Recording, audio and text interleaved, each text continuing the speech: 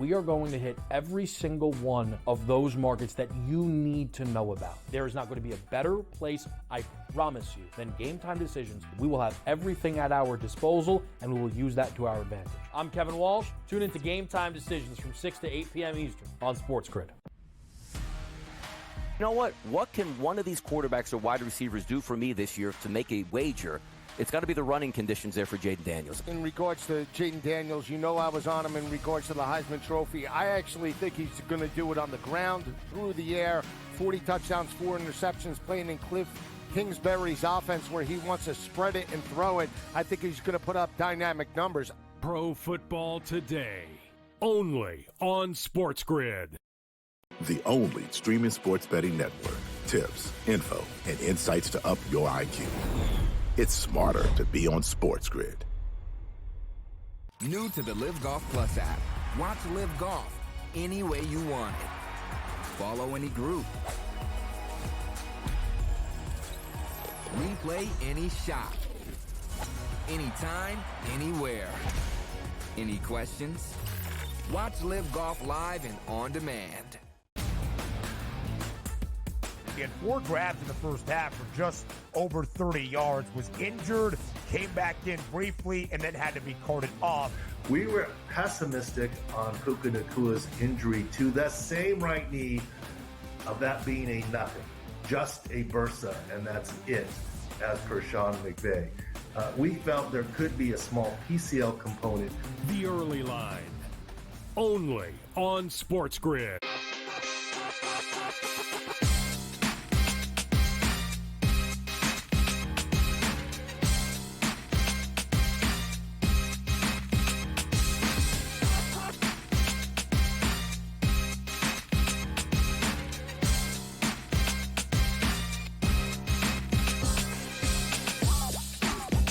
Welcome in, live to right here on SportsGrid. It is Game Time Decisions. Kevin Walsh with you as we are loaded up on a Thursday. Of course, the National Football League highlighting the night with the game between the LA Rams and the Minnesota Vikings. And despite the Rams sitting at 2-4, we are seeing money come in on the LA Rams. It has to be, right? I mean, this number is dropping. They're playing a 5-1 Vikings team. Maybe it's not money. Perhaps it is just a slew of positive injury news hitting the Los Angeles Rams. For starters, Cooper Kupp back, and that is a big one. Cooper Kupp is probably the primary thing that we will discuss right here on SportsGrid on Game Time Decisions. Again, it's Kevin Walsh with you. We are going to have Donnie Rightside in studio to talk a little of our game tonight here on a Thursday night. We will also talk to Donnie about the World Series, put an eye towards tomorrow, Yankees, Dodgers. We will hit a little bit of your NBA slate, 4 games for you in the association, and a ranked college game. The unbeaten Pitt Panthers host the Syracuse Orange. Again, it is a busy one. Let's get back to Rams-Vikings. Cooper Kupp back. Cooper Kupp is going to potentially play his final game with the LA Rams. He's played only 2 this season, and it wasn't even 2 full games. Game 1 against Detroit, Puka Nacua injured in the middle of it. Cooper Kupp sees 21 targets, scores a touchdown, brings in 14 of the 21 targets for 110 yards. He was well on his way to another big performance against the Cardinals. 4 grabs, 6 targets, 37 yards, but injury blew that up. Well, Kupp is back. Kupp is also on the trade block. Teams are calling the Rams are calling teams. So perhaps we will see Cooper Kupp moved on. His prop tonight, 67.5. His total receptions are at 6.5. So Kupp is not the only returner. So is Puka Nacua. And this one is tricky. Puka Nacua is back, but we don't know how much he's going to play. We know it won't be 100% of the snaps. We know that. Books are trying to figure it out as well. 28.5 is the receiving yards number that we have on Puka Nacua. 2.5 catches is the number. This one's tricky for me because we all love our buy low spots. And I was really key on Cooper Kupp heading into this matchup, pre-Puka news. Kupp, again, the narratives are loaded, right? If you're the Rams, pepper him with targets because he's earned that. Cooper Kupp is, I don't think it's unfair to say, he's an all-time great LA Ram. He's not the best LA Ram, but he won Offensive Player of the Year, the receiving Triple Crown, a Super Bowl MVP. Cooper Kupp has been a great for this franchise. If you're going to see him on his way, get him in the end zone. Get him over the yard. Just let he and Stafford do it one final time. And factor in that Minnesota's been terrible against number one wideouts this year, or leaky at minimum. Amon-Ra St. Brown, the latest wide receiver to go over 100 yards and to score against this Vikings defense. Amon-Ra St. Brown was my best bet on Sunday's Pro Football Today. I don't bring that up to celebrate a winner. It gives you an idea how key I am in fading the Vikings in that spot. So again, Kupp was shining. But Puka Nacua, I believe, when the Rams are fully healthy, is their number one receiver. Now, Puka is not fully healthy. I know that going into it. But he also wasn't fully healthy going into week one against Detroit. He just couldn't have been. We knew he was questionable the entire way leading up, and he was only able to bring in 4 catches, but on 4 targets for 35 yards. And to me, if you're the Rams and you put Puka Nacua in that game at less than what at least feels like 100%, he only played 25 snaps out of a possible 78 for that offense, right? If you played Puka and it was a little risky, you're 2-5, short week. Doesn't he have to be healthy? I'm not saying 100%. What I'm talking about is Puka Nacua is not going to go out there and re-injure himself. That would be malpractice to the upteenth degree. The Los Angeles Rams have already had their bye week. They are going to have a mini bye off of this one. Tonight is October 24th. Their next game is November 3rd. If you just take a deep breath and hold Puka out for 2 more games, then you will play a Monday nighter against Miami on the 11th of November. That is forever away. That is nearly, 3 weeks. Why would you even tempt putting Puka Nacua out there? So I'm not telling you that I want to play Puka Nacua for 100-plus yards. The books aren't going to go that high. But 50-plus is plus 245. 70-plus is plus 520. I find myself enamored with these Puka Nacua numbers. But I will tell you, that requires patience. We're live here. It's 6:08. That game's going to kick off at 8:15. I'll be here for the next hour. Your pregame show, led by Casey Hudson, will handle a lot of it. But I want to wait until we get just a little bit more information on Puka Nacua before I do anything. I just want to wait. Because maybe they'll say he looked great in warm-ups. They're going to be careful, but he should be fine in this game. Okay, then. Perhaps we've got some wiggle room now on Puka Nacua. Patience will be key on that side of the ball.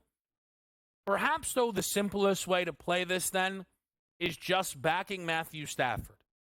Stafford is having a down season statistically, no other way to slice it. He has played so far 6 games. He has 3 touchdown passes. Matt Stafford has 3 touchdown passes. Matt Stafford showed up in L.A. and threw 41 of those things. Come on now. 3 touchdown passes. Last week, 154 yards in a win. Week number 1, 317 yards. The only game this season that featured Cooper Kupp for a full game, and it happened to feature a little bit of Puka Nacua. All of a sudden tonight, we're under the impression we're getting Cooper Kupp for a full game and a little bit of Puka Nacua. I think when I go through this game, the smartest move, the safest move, is to play Matthew Stafford through his numbers. The staring you right in the face move is to play Cooper Kupp. And the riskier, but perhaps worth it move is to play Puka Nacua. And this can all change in a week.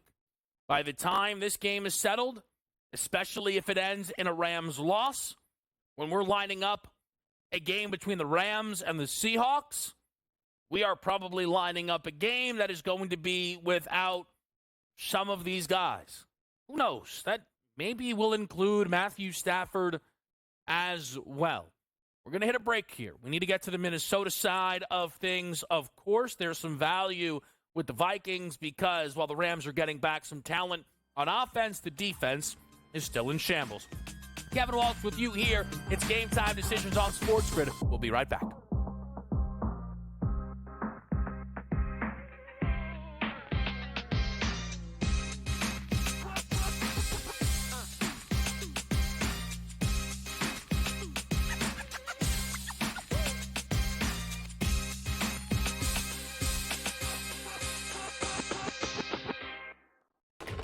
Enter into the magical world of McLuck.com, where even the smallest of spins can win real cash prizes. Adventure into over 1,000 of the best Vegas-style slot games. So what are you waiting for? Unlock your free welcome offer today.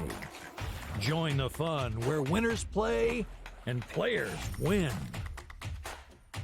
Anyone that's been to a sporting event, the atmosphere before a game, I think Game Time Decisions has that same exact atmosphere. This is our arena. This is what we do. There is going to be an energy to Game Time Decisions that you will feel night in and night out. The excitement you get when you lock your bets in, when you're figuring out what you want to do, we can zone in on the biggest games each night. I want this to be the place that people come to before the games start so they feel as ready as possible to lock in their cards. We are going to hit every single one of those markets that you need to know about. We're going to go through every single thing, and I've got a great team behind me that's going to help me get the job done. There is not going to be a better place, I promise you, than Game Time Decisions to get that new information, react to it, and be able to then bet accordingly. We will have everything at our disposal, and we will use that to our advantage. I'm Kevin Walsh. Tune into Game Time Decisions from 6 to 8 p.m. Eastern on SportsGrid. Your gut says Miami is going to win, and you should take the over. Your gut also said your NFT selfies would only go up in value. They didn't. But your head is on SportsGrid and knows the QB is in concussion protocol. The backup has a 45 QBR against the zone coverage. The New York D has the most sacks in the league. So yeah, trust your head. It's smarter to be on SportsGrid. Right here with you on Pro Football Today on SportsGrid. Odds in motion, trying to see what lines have moved throughout the week. Never felt more comfortable in this set than I do for this year. I'm ready. I'm just getting angry. The hot takes are going to be here all long, people. What in the world is going on in Miami, Dom? It's not particularly anything to shy away from just because many people are on top of it. Hot take. I think this line is asking you once again to take New Orleans. Pro Football Today, only on SportsGrid.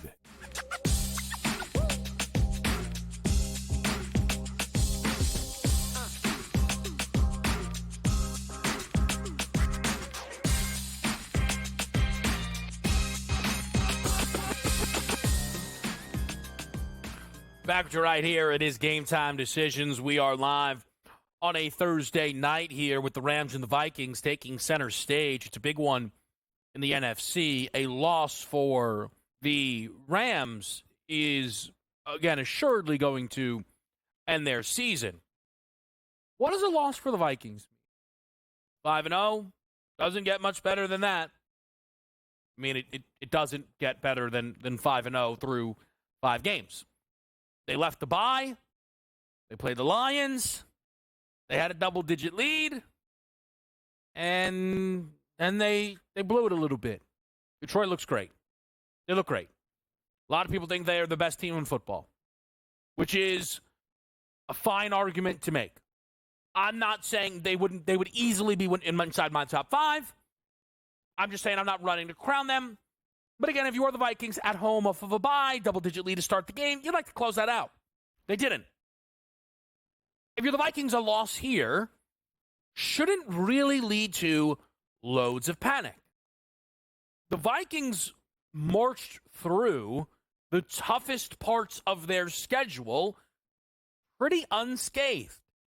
If you look at it again, that 4-game run before the bye of San Fran, Houston, at Green Bay, London against the Jets, preseason were 4 games in which this Minnesota team was supposed to be booked as an underdog. Well, they were to the Niners, they were to the Packers, and they even were to the Texans. By the time they were able to get to the Jets game, they were booked as favorites. None of it mattered. They won all 4 games. So a loss here tonight for the Vikings would push them to 5-2. But just grab their upcoming 3 games following that. Mini-bye hosting the Colts. They're over a field goal favorite. You'll go to Jacksonville.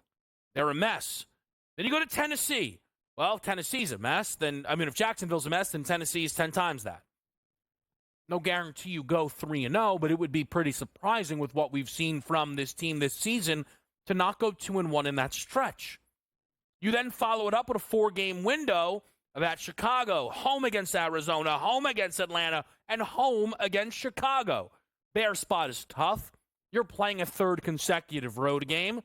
You'll be favored against Arizona and Atlanta, and then when you get to host Chicago, again, I would say the worst-case scenario there for the Vikings is 2 wins, if not better. You'll close it at Seattle, home against Green Bay, and you'll go back to Detroit. Okay, it's a tough run.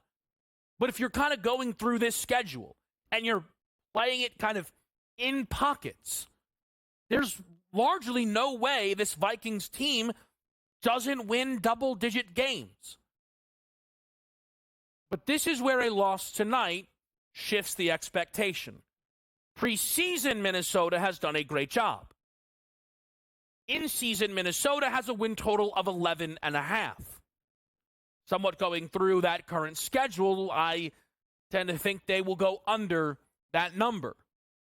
Again, winning 10 games with Sam Darnold's a heck of an accomplishment. For Kevin O'Connell, preseason, making the playoffs and winning 10 games with Sam Darnold should win him the NFL's Coach of the Year. Will it? His number fell when they lost to Detroit. Expectations change. And for the Vikings, their expectations have changed.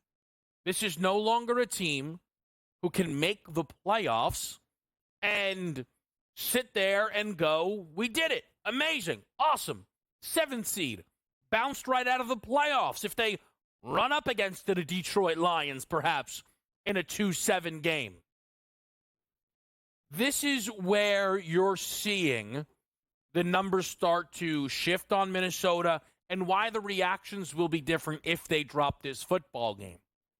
Because then, when you're ranking the conference, instead of having to give Minnesota respect and putting them inside your top 4, top 3, the best, you can go, that was a nice run. They're still the worst team in the NFC North. Because the Vikings, even if they win tonight's game, quite frankly, but especially if they lose it, very well could be the worst team in the NFC North. The Green Bay Packers favored to win their football game on the road, yes, by 3.5.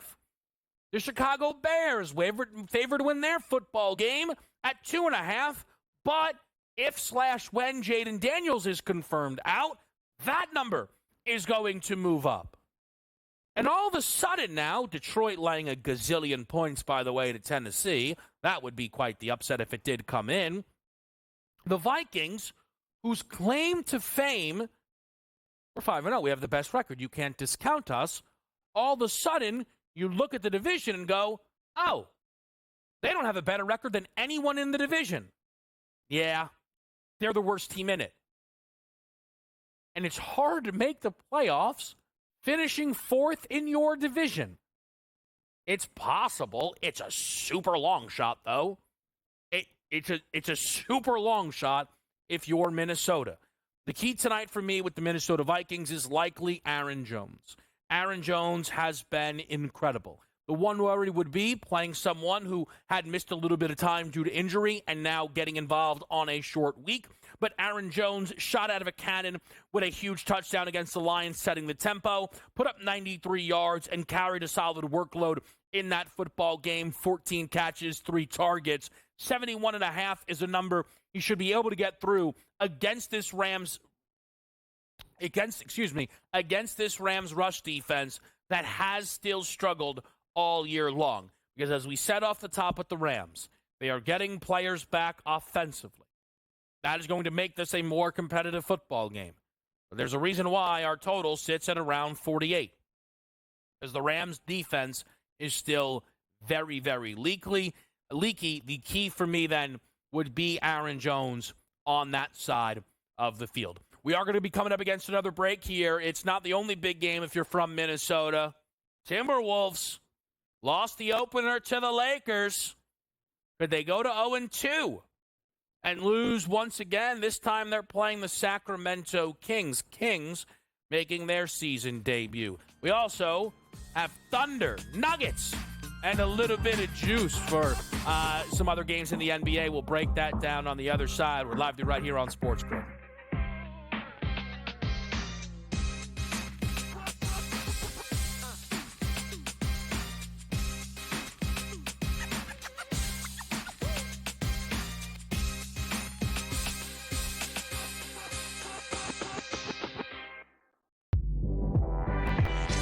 Did they talk about the play they ran at the end of the game when it was the worst player screen I've ever seen in the history of basketball? No. So here's what you got to do, Sherwood. I respect you. You're fantastic.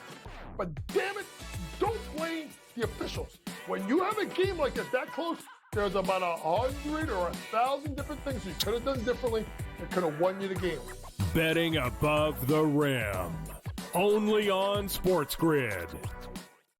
Anyone that's been to a sporting event, the atmosphere before a game, I think Game Time Decisions has that same exact atmosphere. This is our arena.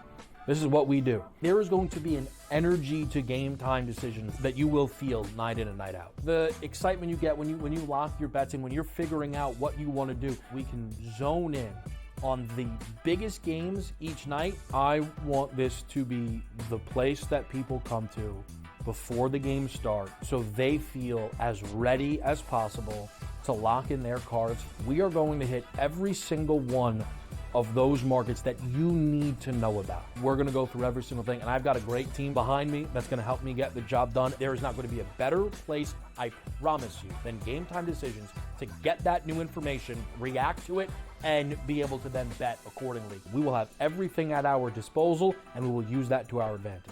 I'm Kevin Walsh. Tune into Game Time Decisions from 6 to 8 p.m. Eastern on SportsGrid. Look, Aaron Rodgers, it does seem like he really enjoys, people like us, Vinny, talking about him.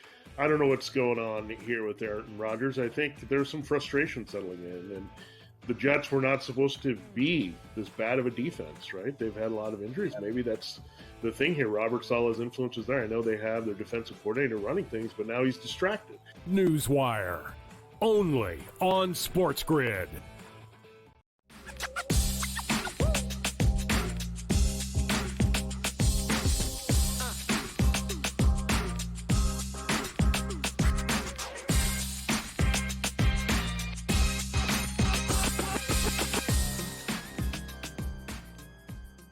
All right, back to right here. We're on SportsGrid. It is Game Time Decisions. We've got Donnie right side right around the corner. We do have 4 games on the NBA board. So we'll go through it a little bit. Some things that I'm kind of waiting to see, trying to figure out the value. Starting lineups matter since we're early on in the season. Some teams are changing things. Kind of, for example, yesterday with the Detroit Pistons, you saw Tim Hardaway Jr. get the start. Throughout the postseason or the preseason, they were kind of rotating whether it was going to be Malik Beasley or Hardaway Jr. Hardaway got the nod, made 4 threes as a starter. I think he scored 17 in the game. That's the kind of stuff that can make the difference there. I don't know if he scored 17, but I know he made 4 threes, which was through his number. And just being a starter, it helps, right? A little more in rhythm, perhaps, and I think that's what I'm looking to find out tonight in the game between the Mavericks and the Spurs. San Antonio's starting lineup is out.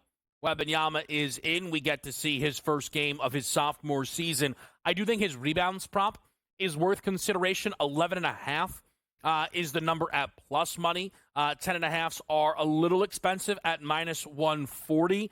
To record a double-double, though, is oddly minus 210. With Wemby, and again, I know 10-plus rebounds there, but you would think with the parlay, the idea from the books is, he could do it with assists, or he could even do it with blocks. So it's hard to grab value for Wemby within that market there. I would keep eyes on his rebounds, but as I was saying with the Mavericks, I'm waiting to see if they're going to start Derek Lively. I think they should. I think Derek Lively can be one of the best players on this team. Derek Lively is a big reason I am in on the Dallas Mavericks this year. Perhaps you missed our NBA previews on Tuesday, opening day. I am so in on the Mavericks this year, I bet them to win the championship at 11-1. And Lively is a legitimate part of that decision. So Lively can get through what I think are some pretty low numbers tonight, whether you play his points at 8.5 or bring in the points, rebounds, and assists. But I want to see if he starts. And if he starts and they shoot all his numbers up, well, okay, then maybe I'll leave it alone. If he's going to come off the bench and they bring him down, I may still play them. I'm waiting to see how that works out. Regardless, I will be looking under in this game. This number here tonight, I believe you can find as high as 228. If you look at it with Victor Wembanyama, the Spurs, I believe, project to have a top 5 defense in basketball solely on the fact that they have Victor Wembanyama. Pair that with the fact that the Dallas Mavericks last season, after they made all of their trades, had the second best defense in basketball. This should be a top 10 defense. Again, I think it would be aggressive of me to tell you that the Mavs are going to have the second best defense or even a top 5 defense. I think that that's the ceiling for the Dallas team. They had the 6th best defense in the first season of Jason Kidd, but I'm really going to look for this team to have a top 10 defense. I think the offense will be better, bringing in Klay Thompson, but two defenses that I'm a little bit higher on than the market. I am going to look under in that game. The first game of the night is Washington and Boston. The Celtics incredibly didn't break the three-point record against the New York Knicks on night one. I believe they missed their final, 10 or 13 attempts from beyond the arc there. Still had a great game from 3. They shot a gazillion in that matchup. I think Washington is the worst team in the NBA. So you have the worst team in the league up against the best team in the league.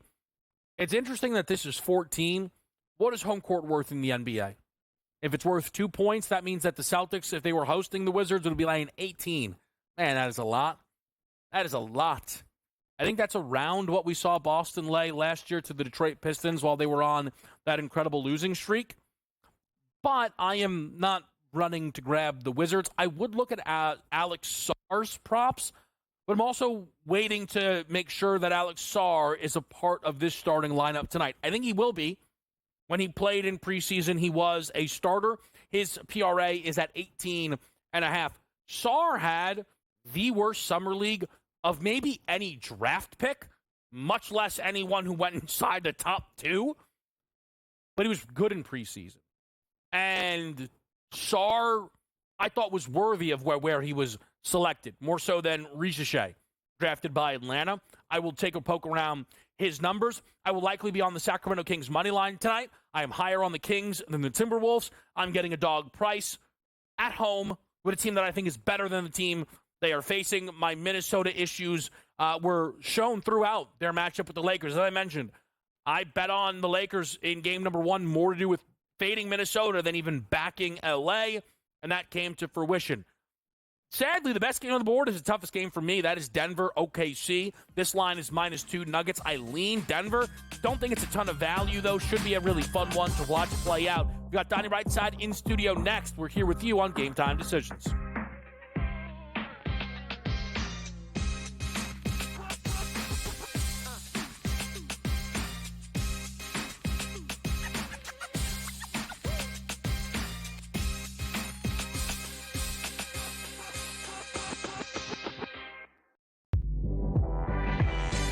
They talk about the play they ran at the end of the game when it was the worst player screen I've ever seen in the history of basketball.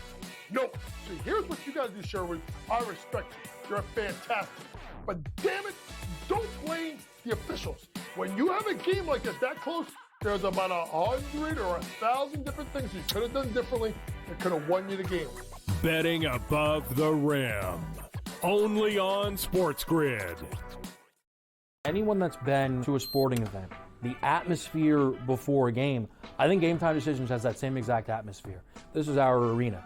This is what we do. There is going to be an energy to GameTime Decisions that you will feel night in and night out. The excitement you get when you lock your bets in, when you're figuring out what you want to do, we can zone in on the biggest games each night. I want this to be the place that people come to before the games start so they feel as ready as possible to lock in their cards. We are going to hit every single one of those markets that you need to know about. We're going to go through every single thing, and I've got a great team behind me that's going to help me get the job done. There is not going to be a better place, I promise you, than GameTime Decisions to get that new information, react to it, and be able to then bet accordingly. We will have everything at our disposal, and we will use that to our advantage. I'm Kevin Walsh. Tune into GameTime Decisions from 6 to 8 p.m. Eastern on SportsGrid. Look, Aaron Rodgers, it does seem like he really enjoys, people like us, Vinny, talking about him. I don't know what's going on here with Aaron Rodgers. I think there's some frustration settling in, and the Jets were not supposed to be this bad of a defense, right? They've had a lot of injuries. Maybe that's the thing here. Robert Saleh's influence is there. I know they have their defensive coordinator running things, but now he's distracted. Newswire. Only on SportsGrid.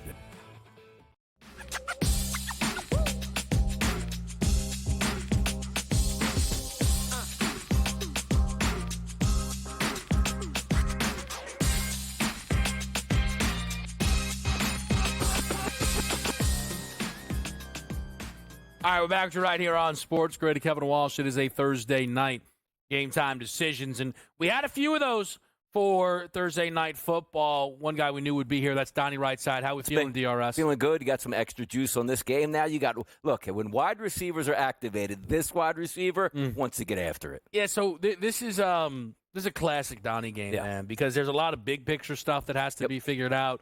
There's some injury stuff that has to be figured out. I want to start with the Puka portion because that maybe is easier than the Cup portion. Yes. They said he's going to play. Here's my theory, Donnie, right? Week 1, they played him. That was obviously a mistake. He gets injured in-game. Yes. I'm not saying he's going to play 100% of the snaps, but if they go out there, play him again, and he gets injured in-game again, they have to fire the entire training staff. I don't worry about re-injury in the game. 28.5 is his yards, so I don't need a lot out of one of the best in football. I'm interested on playing these numbers on Puka Nacua. How to bet Puka Nacua tonight? That's the question mark that we're going to have, and most people are going to say. And you see those yards, it's cheap. He's a dominant wide receiver. He's obviously healthy enough to play, but he's not going to play the entire football game. And Kevin, how many times have I said this before? If you have a wide receiver that has limited plays, where is he getting those yards? I'm going to counter that, but I know what you're going to say. On his own 25, on his own 35, his own 50. Puka Nacua is a big-time wide receiver with a lot of those back shoulder fade capabilities, making tough catches in traffic. That sounds like the only prop bet you should be on tonight. TD prop, Puka Nacua. So here's my counter to that. Go ahead. I feel like Cup's still the red zone guy. Where I'm not saying Nacua won't be in, but balls on the 5, they're gonna run a whip route. Both of them, I still think the ball goes to Cooper Kupp. You go. Cooper Kupp goes in motion, clears out the side for Puka Nacua, back shoulder fade, touchdown. Look, they both could absolutely score a touchdown tonight, but if we're just being honest, Cooper Kupp is going to have more plays, more targets, more catches, and more yards tonight than Puka Nacua, unless we're completely fooled and he's ready to go 100% to dominate, and we see him do that in the past. But if I'm looking to maximize my effort, it's not catches, it's not yards, it's going to be in the red zone for Puka Nacua. If I get a target or two in the red zone at plus 195 or so for a touchdown prop, that's where I'm going. I know you don't mind playing it this way, so I'm curious if this is your approach. Yeah. One of them, you'll say, look, one of them is going to score, if not both. Yes. Plus 140 Cup, plus 195 Puka. To me, there's not a big enough gap to play Puka over Cup, but if your thought is to play both, I get it. Correct. And I agree with you on that because, again, if I'm asking for 1 or 2 targets out of Puka in the red zone, Cooper Kupp might get 7 or 8 targets in the first half alone. And let's be honest, if he catches the ball at the 30-yard line, he can run a slant and score at that point. So, again, just the betting optics for me for Puka. The only thing I'd look at is a touchdown prop from him. But obviously, usage rate, it should be all Cooper Kupp tonight. Healthy, ready, could have played Sunday, held him out till Thursday. He's going to get the bulk of the time tonight. So we then get to Cooper Kupp. Mm-hmm. And this is tricky to me. Is Cooper Kupp going to... Don, I mean, the last time we saw Cooper Kupp play a game where Puka was limited because he played, 25 of 78 offensive snaps, Nacua. Yeah. He had 21 targets. Mm-hmm. So Cooper Kupp tonight has 67.5 receiving yards, 6.5 receptions. Those numbers are conservative. Are they conservative because he's injured? Because we can't hang 100? Because of Nacua? Like, what is your read on Cooper Kupp? Especially with all the trade stuff going on heading into this game. Well, I mean, the best part about it is nobody knows. Yeah. And that's the simplest answer, because if you tell me right now Cooper's got no limitation, he's full gas, he's ready to go, that's a bargain price. You're getting touchdown, receptions, yardage. But we've seen this play out before.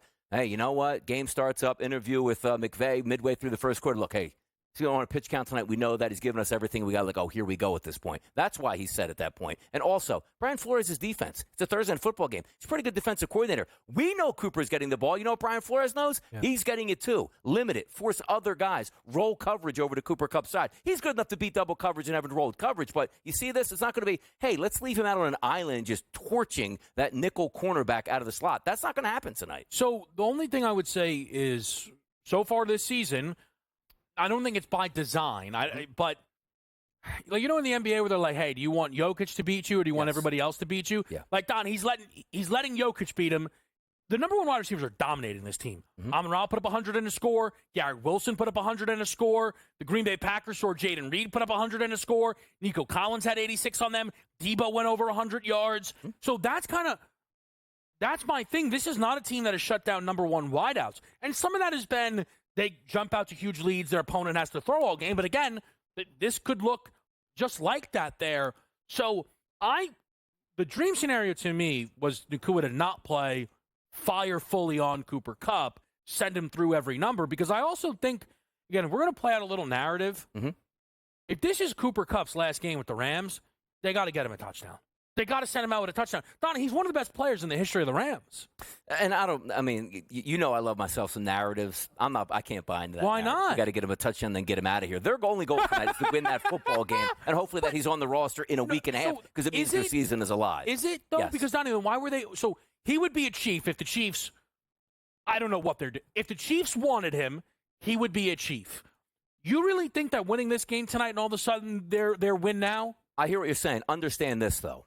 If the market is red hot for Cooper Kupp, he doesn't even play tonight, because the Rams would go, our season isn't good. He's ready to go. The last thing I want to do is run extra routes on this guy and have him hurt that ankle again. We put him on the sideline. We lose this football game. He's traded this weekend for top optimum stuff. The Rams are going all in tonight. They wouldn't be playing Puka. They wouldn't be playing Cooper Kupp unless they figured they could win this game. Oh, I don't think we can win. Then we play Cooper Kupp. He gets injured down for the year. We get no compensation back. They wouldn't even play this guy, Kevin, if that was the case. Is it possible? Devontae Adams style. Well, is it possible, Donnie, that they feel, maybe you're right, the market's a little cold. Yeah. Send him out there. 110 yards. Like, I've seen some do it, showcase game. Can you buy into that? Well, I mean, it's hard. He's always the showcase game, though, right? Like, if you show tonight, like, hey, he had 9 for 110 and 2 scores showcase game, and you go, yeah. Do you ever see this guy play football when he's healthy? That's always his showcase game at that point. So I'm not buying that narrative all that much. I'm buying he's a good football player. He's ready to go, and some of those numbers are low, and he's going to be showcased because he's going to be wide open. Not like, look, man, the guy can't get himself open. Let's have our best plays for Cooper Kupp so we can show him off so the Chiefs, the Titans, or whoever might be able to grab him this weekend. Steelers? I'm telling you, look. They go to the Steelers. I mean, I might be getting a phone call tonight from sports. It's like, please, Donnie, cash that out.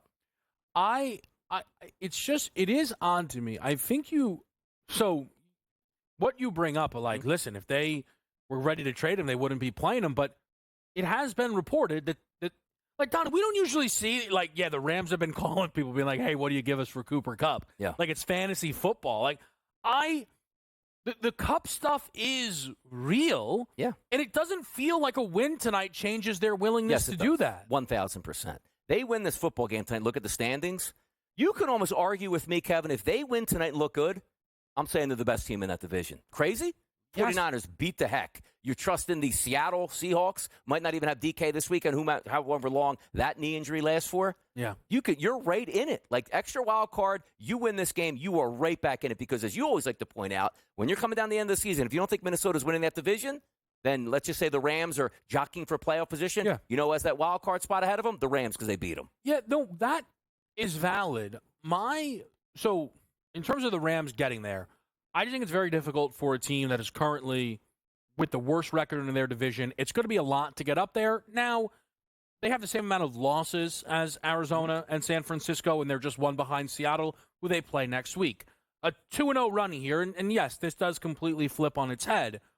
But where I'm mystified, and then maybe I just need to accept that what you're saying is true, I do not understand that on Tuesday you were like, listen, season's over, get Cup out of here. They trade for Hopkins, and you're like, maybe we win the Super Bowl. Like, that to me is just such a bizarre.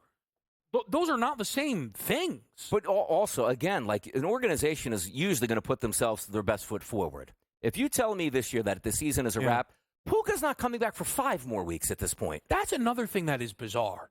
Like, this is the mini-bye, Donnie. Yeah. You hold Puka Nacua out for 2 more games, and that's a month from now, basically, that game. So it's all a little weird to me with the Rams. I think you bring up a lot of good points. Let's just sneak in a little World Series, shall we? With you right here, Yankees-Dodgers coming up tomorrow.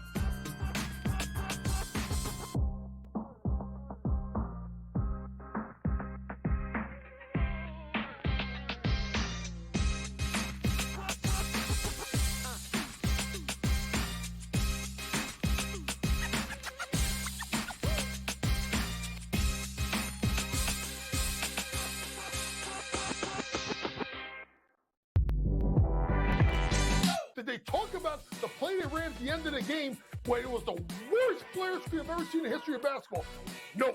See, here's what you got to do, Sherwood. I respect you. You're fantastic.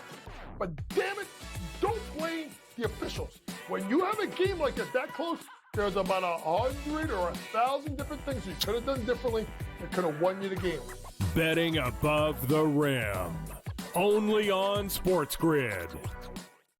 Anyone that's been to a sporting event, the atmosphere before a game, I think GameTime Decisions has that same exact atmosphere. This is our arena. This is what we do. There is going to be an energy to GameTime Decisions that you will feel night in and night out. The excitement you get when you lock your bets in, when you're figuring out what you want to do, we can zone in on the biggest games each night. I want this to be the place that people come to before the games start so they feel as ready as possible to lock in their cards. We are going to hit every single one of those markets that you need to know about. We're going to go through every single thing, and I've got a great team behind me that's going to help me get the job done. There is not going to be a better place, I promise you, than GameTime Decisions to get that new information, react to it, and be able to then bet accordingly. We will have everything at our disposal, and we will use that to our advantage. I'm Kevin Walsh. Tune into GameTime Decisions from 6 to 8 p.m. Eastern on SportsGrid. Look, Aaron Rodgers, it does seem like he really enjoys, people like us, Vinny, talking about him. I don't know what's going on here with Aaron Rodgers. I think there's some frustration settling in, and the Jets were not supposed to be this bad of a defense, right? They've had a lot of injuries. Maybe that's the thing here. Robert Saleh's influence is there. I know they have their defensive coordinator running things, but now he's distracted. Newswire. Only on SportsGrid.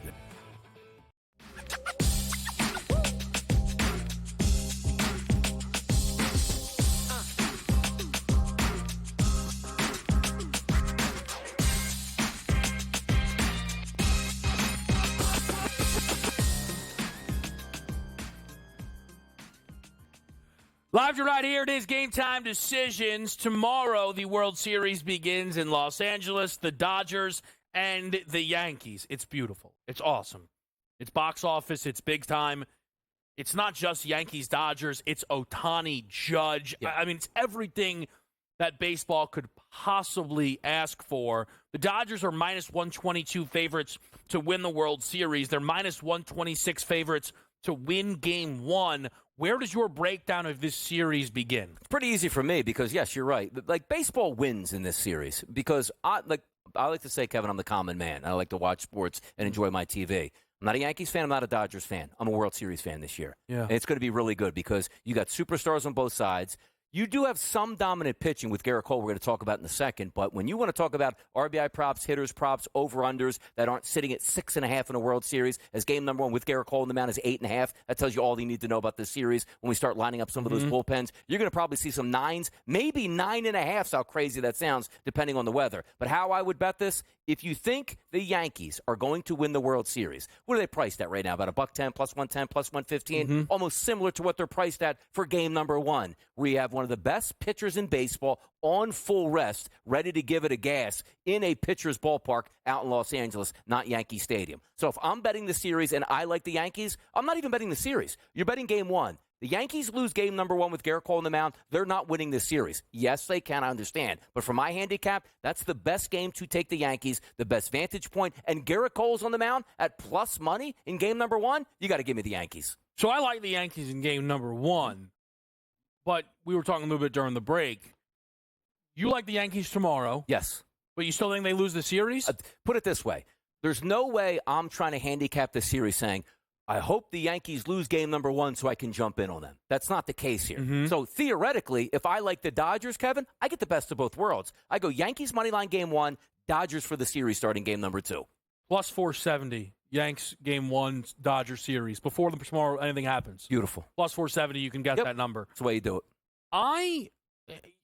For me, and I know people look, Yankee fan, but this to me, Donnie, is kind of just sometimes where we talk, buy low, sell high, different things like that. I shouldn't say had to. I listened to everyone, including yourself, whose opinion I respect massively on baseball and all things, but, baseball we're talking about. Dodgers are going to lose to the Padres. Dodgers are going to lose to the Padres. I thought they would. No, I'm not, but that's not why I bring it up. I bring it up now, Donnie. Yeah. The Dodgers are here, and I'm hearing a lot of people say, unstoppable, best team all year. I mean, Yanks are cooked. Lucky if they see a 6th game. I don't get it. How have people so quickly forgot that this was a team that faced elimination against San Diego? Yes, they did a great job. All of a sudden, they had 3 games of shutout baseball, eliminated a Mets team that, again, a lot of people were like, come on, they're not really that good. This has been fun, but we know they're not that good. This is, to me, by far the toughest test the Dodgers have had on their plate. And I'm a little surprised at how quickly people forgot what they were saying 2 weeks ago. But, again, things change, though, also, because I didn't think they'd get past the Padres, and quite frankly, the Padres had them down and couldn't put them away. But that shows a lot from the Dodgers. Like, there's teams that can play where it's like, okay, they win 3-1, 3-2. Yeah. But the Dodgers are so scary because they will just light you up and put a 10 spot on you. That's what the worry is. But once again, like, the best pitcher in this series clearly is Garrett Cole. That's the way I would bet it. But I still do think, like, the Yankees lose game 1. It's very hard for me to convince myself that the Yankees can win the series. If the Dodgers lose game 1, okay, get back game number 2, and then you maybe get a couple games split in the Bronx, and back you go to Dodger Stadium. That's just my vibe for it. But also keep in mind, game number 1, I like those Yankees bats. 3.5 team total. It's juicy. Going after Flaherty. Come on now. So what I am curious on the Yankees side then, right? What you saw from L.A., I understand that. Yes. I think what the Yankees did against Cleveland, well, I know we don't view the Guardians as a great team, Donnie. Yeah. I mean, they have objectively have an unbelievable bullpen. I mean, the Yankees just detonated it on that, to take the word from you. I mean, we were together when it went Judge Stanton back to back. I don't think there's a scenario. Like, one of the big benefits I think for the Yankees, Donnie, is that for these games, if they're 7, are played in L.A., just a tick warmer. I know it gets cool late at night in L.A., but like a tick warmer. Like, I think, Donnie, the Yanks offense is going to shine. I really believe that in this series. And also, we're not talking from a perspective where it's like, hey, man, L.A. is minus 180 to win this, World Series. Yeah. It's basically 120 to 125, depending where he's shopping at. We're going to get an unbelievable look. I just think when, the proverbial, rubber meets the road, that 1 through 9 for the Dodgers is relentless up and down. Yeah. Now, also, you have Juan Soto, I think, is going to have a great series. You have guys like Gleyber Torres that need to step up. You have the MVP in the American League that has to show up, and if he does, what does that mean, Kevin? That could be a home run every other night, 5-6 RBIs in the series, hitting .330. He hasn't shown up just yet, but then you have Giancarlo Stanton. Like, if all those guys are hitting on the right cylinders, of course they can win. They're priced appropriately where they're slightly underdogs, almost a coin flip for the series. But for me, game 1 means so much for the New York Yankees. They have to win that game, and I'm willing to bet they win it. Are you interested at all in the World Series MVP market? It's so hard. I agree with you, Yeah. and that's why I almost hate asking it. Mm-hmm. I know this isn't like an incredible piece of analysis, but I find the Ohtani number to be a disgrace. I mean, I think it's so bad. Didn't Tommy Edman just win NLCS MVP? Yep. How are you betting plus 230 on a pick'em series for this guy to win World Series MVP? The only thing that could really surprise us here, and the option is always for the Dodgers. Ohtani has a solid series, bats 300, which isn't going to be a surprise. 6 RBI over, let's just say, 6 games, 2 home runs. But then he comes in game number 6, Kevin, for 1 inning.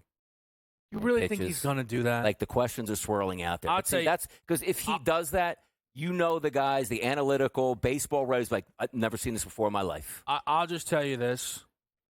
He gets tossed out there to pitch. They rock him. That is the greatest scenario of all time. And I know this.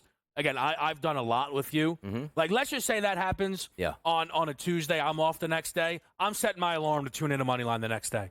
The rant you would go on. Roberts, you got to be kidding me. Bring him in. They throw Ohtani out there for the first time in a year, and Stanton hits one a gazillion feet off of him. Yep. There's no way they do that. Again, I don't even think that they should ever let him pitch again. I know that no one agrees with that. That's fine. Well, some people do. By the way, though, real quick on this, if you guys want to go to YouTube and just check out Stanton home run in Los Angeles, he hit the farthest home run I've ever seen in Dodger Stadium, and he might be able to do it again. He will. He will. All right, we'll be right back here. We're with Donnie on Game Time Decisions.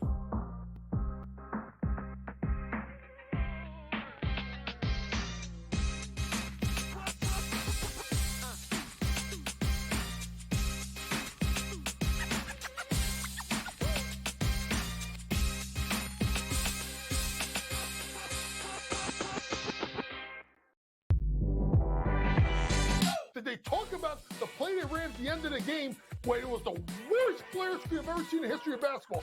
No. See, here's what you got to do, Sherwood. I respect you. You're fantastic.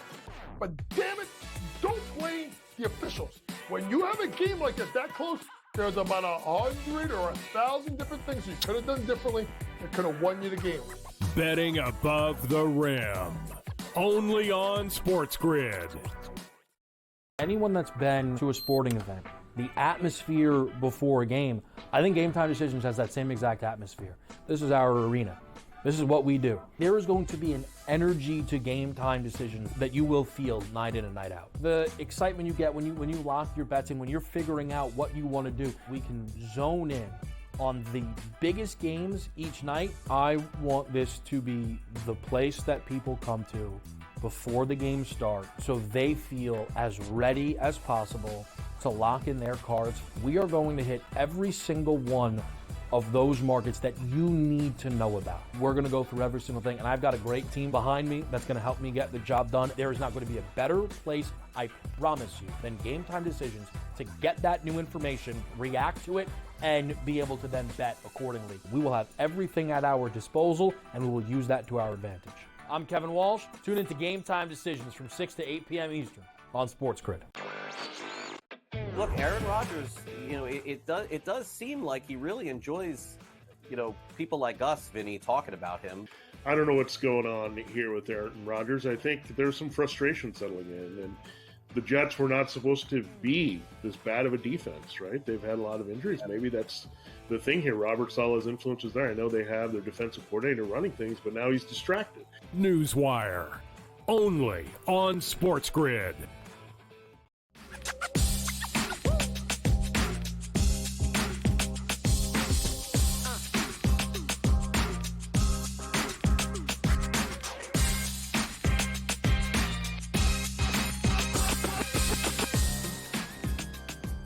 All right, we're live on SportsGrid. It is Game Time Decisions. And coming up is the pregame show covering Vikings-Rams. Donnie and I, we've talked already about this game. And it is a big one. It feels like we've got some stakes here despite a 5-1 versus 2-4 team. And this weekend, we have a few games that really jump off of the page. But I am well aware that the Sunday Nighter will do biggest number of the season? Big numbers. Biggest number of the season, Donnie? Two bad football teams. Big numbers, though. Come on. It's true.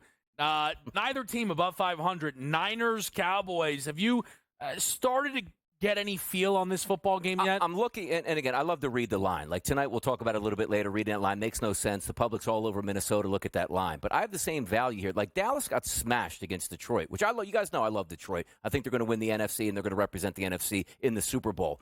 4.5 looks like it's like you're giving me 3 touchdowns in this game, it feels like, Kevin. Like, how can I pass up Dallas, even though they're on the road? And I know, last week the 49ers got beat up. Like, they're so injured. Like, if Dallas can't rise up off the mat and play this game at least close, 23-20, win it or lose it, what are we expecting out of Dallas the rest of the way? Maybe this will be the Tony Pollard thing, Donnie, where I said that against the Ravens. Yeah. Smashed. Said it against the Lions, more than smashed. Yep. Where now I'm like, I can't touch this. And you're like, Dallas should hang inside the number, lose by 2, 24-22, something weird like that. For me, I do think where, like if Dallas loses, Donnie, like they're a dog, right? It'll be more like, but people are kind of already pushed them aside now, right? They're like, maybe they'll make the playoffs in the NFC, but we don't like this team that much. A Niners loss, 3-5. Yeah. I mean, what is that? What are the expectations even become then if they do drop this football game? It can't be anything near for what we thought in the preseason. Pound for pound, best offense, strongest team across the board. Now the most injured team across the board. My favorite moniker to use is, look, Ayuk is down for the year. George Kittle's banged up a little bit. Deebo Samuel, whether it's sickness or elbows or wrist, is banged up every week. We don't know if Christian McCaffrey's coming back and he's just going to reappear as the best running back in football. We don't know that. Jordan Mason, hey, he can be an every down back. Guy's banged up and injured, separated shoulder. So for me, I don't think the injuries stop. Like, you're now one injury away from just not even being a functioning offense at this point, Kevin. Ricky Pearsall's going to solve everything by coming back. Stop. Yeah, I think that's kind of the issue, Donnie. I mean, they would hit the bye, right? It's like, all right, we have a little bit of time to clean this up. Donnie out of the bye at Tampa, home against Seattle, at Green Bay, at Buffalo, home against the Bears. I mean, Donnie, I'll just run. Why not? I'll run easy street. I'll run the schedule here. Yeah. Home against the Bears. Home against the Rams, at Miami, home against the Lions, at Arizona. Yeah. I mean, this is not a forgivable schedule, even if they beat the Dallas Cowboys. This isn't a forgivable schedule for the San Francisco 49ers. And I think one of the things that the Niners kind of used to hang their hat on sometimes, Donnie, where, all right, they can't beat Kansas City, but go back to last season. Yeah. They played Dallas. They drilled them. Yeah. They played the Eagles. They dominated them. Yeah. Well, this team played Kansas City. They looked terrible. Yeah. They played Minnesota. They were losing that game the entire way. Yeah. We go back to that Jets game where, in hindsight, okay, it was how good of a performance really was that. Okay, fine, they look good, but again, the Jets fired the guy who coached that game already. Just the Niners have not shown that. And I don't want to harp on this because I know this is how I get, but they're having the second best odds to win the NFC is so terrible. The first thing we talked about on Monday morning on the early line this week was, now hold on, let me get this straight. San Francisco is taking on water right now. It's like, no big deal. Still the best team, the second best team in the NFC, and I don't see that at all. What we're also led to believe is Brock Purdy has to earn his money because he's due in line for a big contract. Do I think he's an NFL quarterback, Kevin? Of course I do. He's a solid guy, but you can't have those weeks that you had last week against Kansas City in one of those measuring stick games just come up empty. And you just read off the schedule he has with downgraded weapons the rest of the way. You have to show me something. Yeah, I agree with you, Don. Before we let people get out of here, main guy you're going to be locked in on for tonight's Thursday Nighter? Justin Jefferson. Reminds me of myself out there, let me tell you. Big games, big environments. Many have said that. Many have said that. For me, as I continue to go back and forth between Kupp and Nacua, maybe I'll go Coward's way out. Yeah. Matt Stafford, over the passing, over 1.5 passing touchdowns. Matthew Stafford, Donnie, 3 passing touchdowns in 6 games. Hasn't thrown 2+ yet this season. Yeah.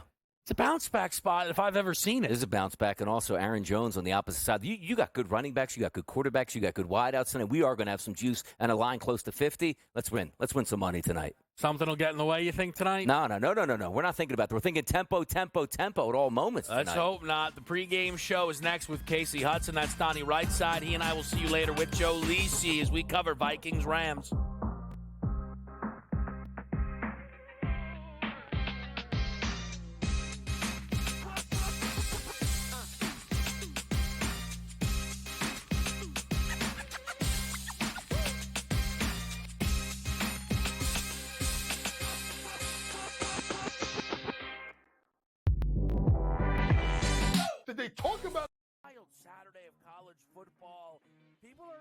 consistently peeking over at this board. He actually would not be my number one overall pick, nor would I bet